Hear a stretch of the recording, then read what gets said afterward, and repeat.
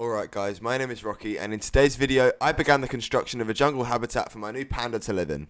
I also pushed on some more progression and set up an XP farm to help with the upcoming demand of enchanting. But anyways, go grab a drink, go grab a snack, and enjoy the video. I started off this session with a little bit of farming and trying to get my carrots to fill the entire farm that I made in the last episode. And once I finished doing that, I farmed some potatoes as well. I then travelled back across my island and across the river to start clearing out an area of the jungle for my new panda to live in. And I started off by marking out some walls to get a rough idea of how big this space was going to be. It was already getting dark, but I quickly ran over to the other side of the jungle and began to mark out the other wall. And after a quick interruption from the zombie, started placing the blocks. And then had a pretty close call with this creeper. But once again, my fast reactions were enough to keep me alive. And after that dangerous encounter, I went straight back to clearing out the jungle.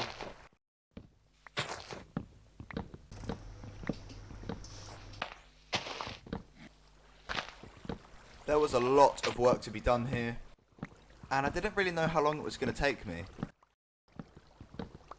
And after a little bit more tree chopping, I finished marking out the wall, and then took a step back and had a look at what I'd done so far.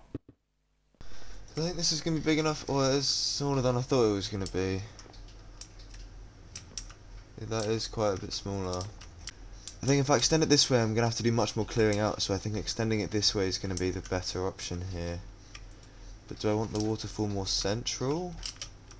Or do I not mind? Because the grass is greener here because it's a jungle biome, whereas over here it's plains, I think, so it's a lot more dull.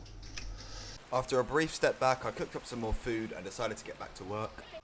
Also, I mentioned in episode 1 that I didn't really like the look of this wall, so I added a bit of leaves, some bushes outside the windows, and I think it looks a lot nicer. I might change it again in the future, but for now this is what I'm going with, and I'm pretty happy with it.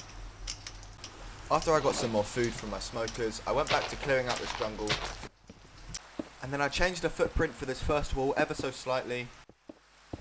It didn't change a whole lot, but it made the space feel a bit bigger without actually having to change too much.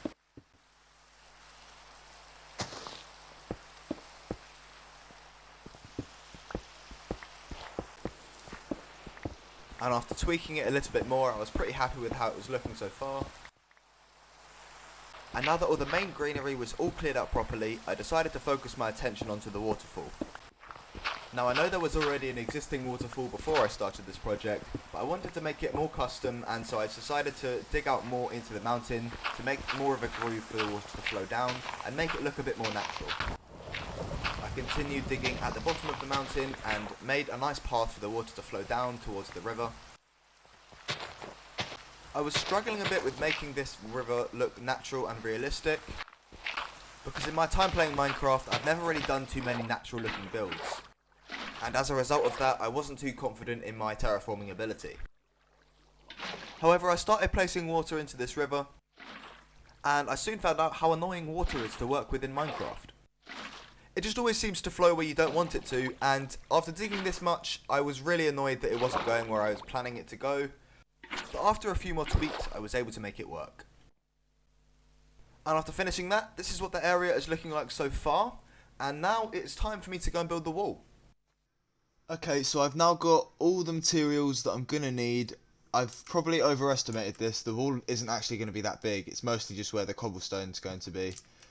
So if we look up here, it's not actually going to be too long of a process. But I've got more than enough materials here, and I'm going to start building it. I'm going to try and do a time lapse for you guys. So let's go.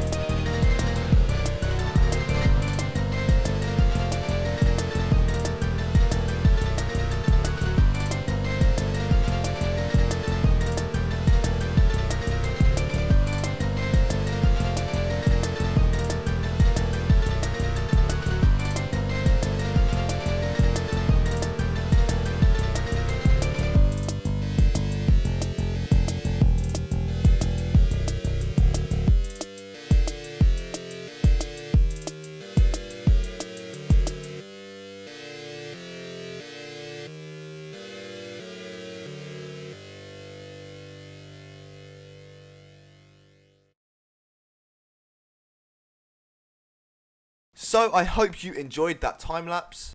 It was my first time doing that and I'm pretty happy with how it turned out. I then decided that it was time to take a break from working on this project. And so I went diamond mining to try and upgrade all of my gear, and I found a 13 vein of diamonds. I stayed down in the caves for quite a while and I was really lucky with how many diamonds I found. And whilst I was in the caves, I found something quite special that would lead on to my next project for this episode.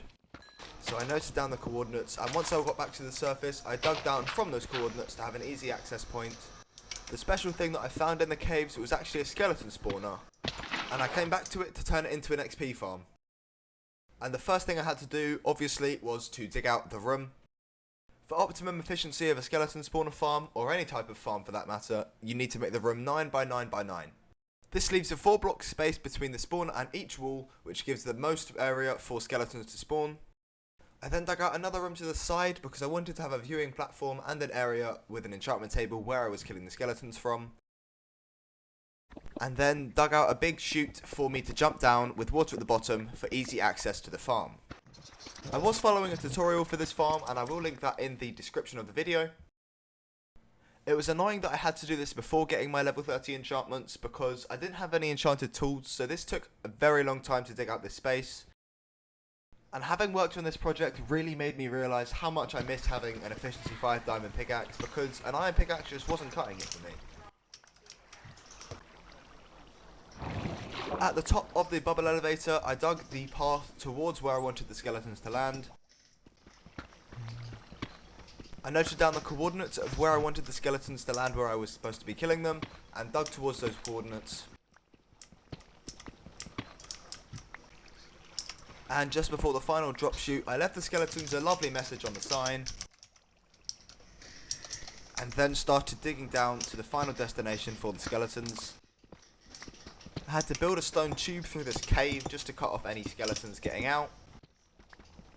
And after a little bit more digging, I got to where I wanted to be. I've just done it twice.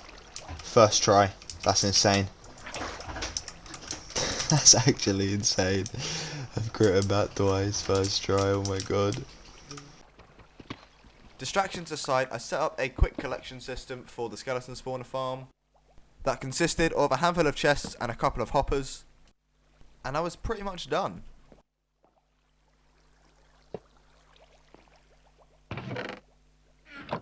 Okay, I should be basically set up with this farm now.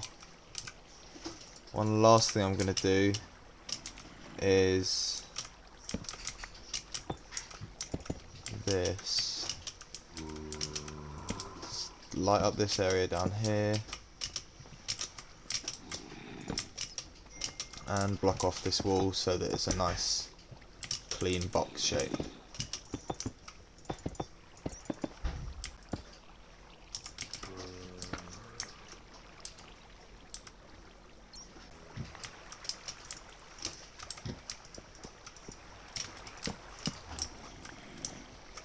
Okay, skeletons are spawning.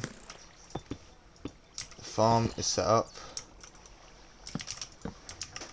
One last thing I wanted to add to this build was a tinted glass window into the skeleton spawning room. And now the room with the spawner will be completely pitch black. And I'm able to watch and see the skeletons spawning. And they end up here. And they are one-shots. Almost. It's close enough. Yes, let's go. I've spent so long on this. I'm super happy with this. And now the last thing I have to do in this room is to place all the bookshelves and the enchantment table. I do have one more thing I need to do, and that is the memory wall tradition.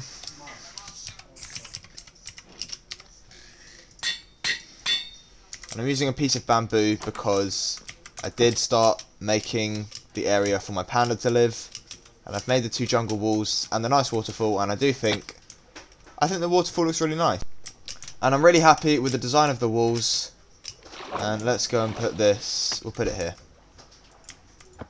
Episode 3. And unfortunately, we are once again at the end of the video. If you're still watching, I really do hope you enjoyed the video. If you did, then as always, please do subscribe to the channel, as it lets me know that you guys are interested in the content that I'm making. Thanks again for watching, and I'll see you soon. Bye bye.